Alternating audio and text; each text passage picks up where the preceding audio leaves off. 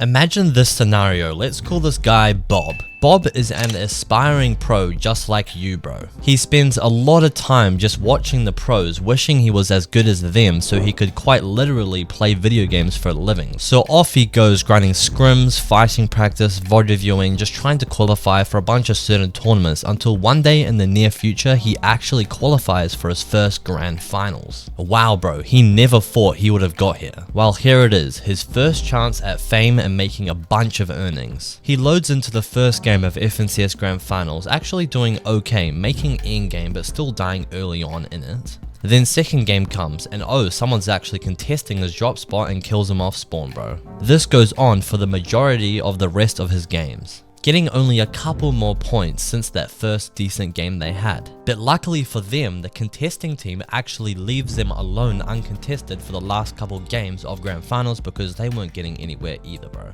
But unfortunately, it's just way too late for Bob and his duo to even do anything with this tournament. Even if they top 3 the next 2 games in a row, which would be near impossible, they still wouldn't place high enough to make any more earnings than if they were just to get 0 more points for the rest of the tournament. So they think to themselves, we might as well just hop off or at least troll around, key some team we don't like or something. Overall, just having no more intention of trying hard like they were at the start of the tournament. And why would they try in the rest of this tournament? There's no point, right? This is why during a set lobby tournament, you see the games slowly die out towards the last games. But what if I told you, even though Bob has literally no chance of making any more earnings or getting any more of a decent placement during this tournament, that there's something actually massive he's missing out on? Do you even realize the opportunity Bob has right now? The ultimate goal of Fortnite competitive players is to place well, or ideally win these final lobbies like FNCS Grand Finals, Duo Cash Cups, etc. So what do you think the best type of practice in the world is for these types of tournaments? No, it's not 1v1s, no it's not scrims, no it's not VOD reviewing, it's the tournaments themselves. Even if you are qualifying for almost every single finals lobby, you are only gonna get in like 1 or 2 of them a week.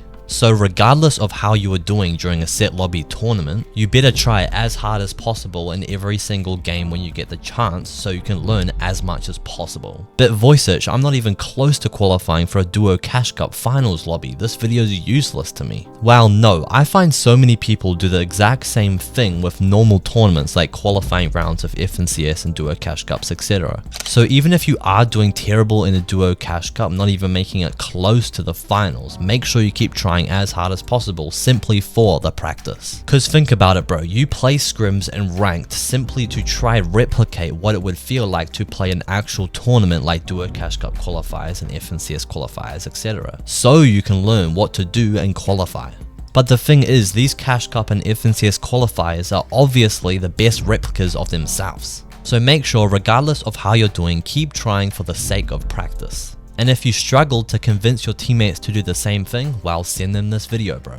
You made it through this whole video, so there's something I'm sure you'd be interested in, bro. My free email newsletter where I post heaps of unique advice and tips and tricks you don't see in my YouTube videos, so join for free using the link in the description of this video.